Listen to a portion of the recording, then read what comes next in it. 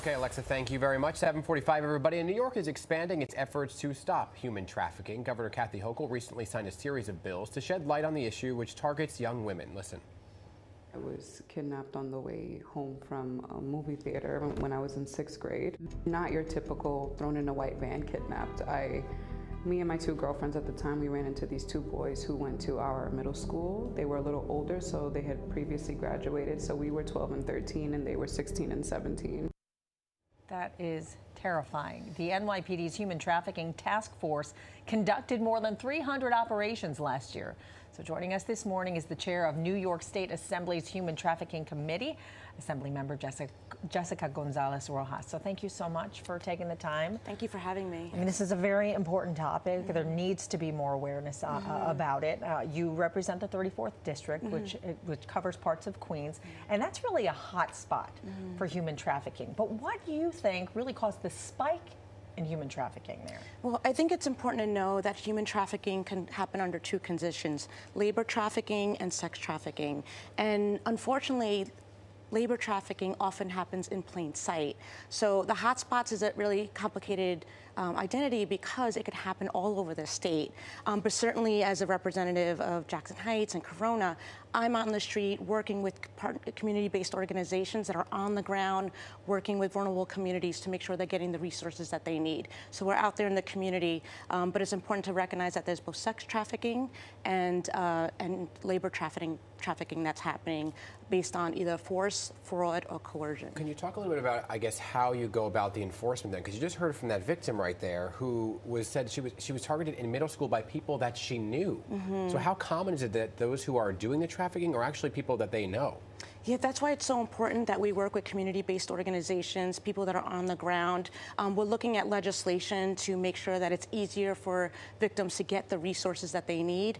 Right now, we have a large migrant population. They're very vulnerable to trafficking situations, and I have a bill that would allow for people, despite immigration status, to be able to get housing assistance, healthcare access, cash assistance while they're trying to escape the situation, and perhaps while their trial is undergoing or their case is undergoing, because a T or U visa for undocumented people or immigrants can take a very long time. So that's something we're looking to do to help folks get out of the situation, get the resources that they need. It's really terrifying to see how they can lure people into believing that maybe they're a legit situation or a legit offer, and then it's like a bait and switch kind of situation. How much does social media then play a role in that? Yeah, there's a report by the U.S., the federal government, that looked at the digital strategies, how it's both helpful in finding survivors of trafficking, but also has been part of the problem in luring people into these situations,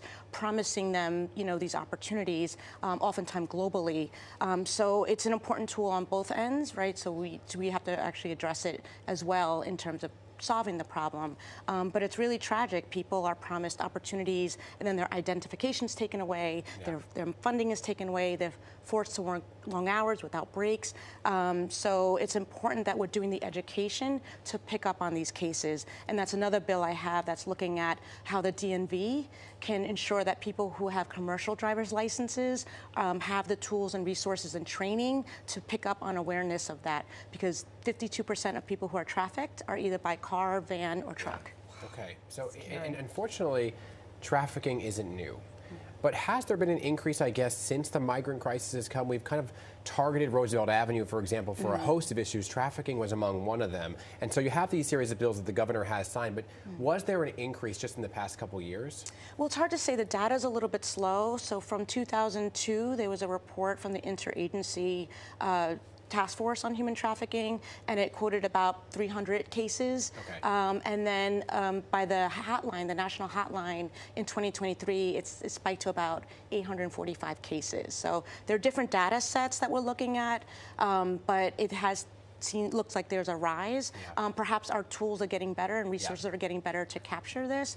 So there's a lot of different factors, but certainly we're watching this. We're working with community-based organizations.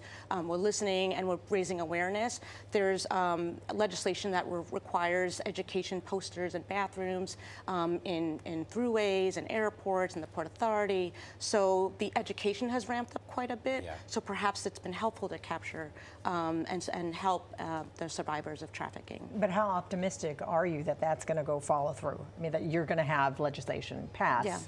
and all of these, intentions are actually followed through on? I'm very hopeful. I think this is something that it has a lot of support, bipartisan support. There's also a bill that would eliminate the statute of limitations. So if a survivor of sex trafficking or child sex trafficking, they don't have to report it within the 5-year statute of limitations. We can remove that so people can come forward to make sure that we're allowing the opportunity for them to have their case heard and to go after the traffickers. So these are things that are widely supported. We're really going to push for it. Again, it looks like there's a spike in numbers, but they're 2 different data sets. We're waiting for the interagency report for 2023, so we'll keep an eye on it. Okay. Keep us posted on that as Thank well. you. And we're going to have you back. We're out of time today, but I want to talk to you about school lunches and how Yes. that may be affected by what's going on. I would love that. But great to have you here, Thank you Assemblywoman. both so Always good much. to see you. And if you know someone and that needs help, you can call the human trafficking hotline at 1-888-373-7888, or you can also text "Be Free" or "Help" to 233-733.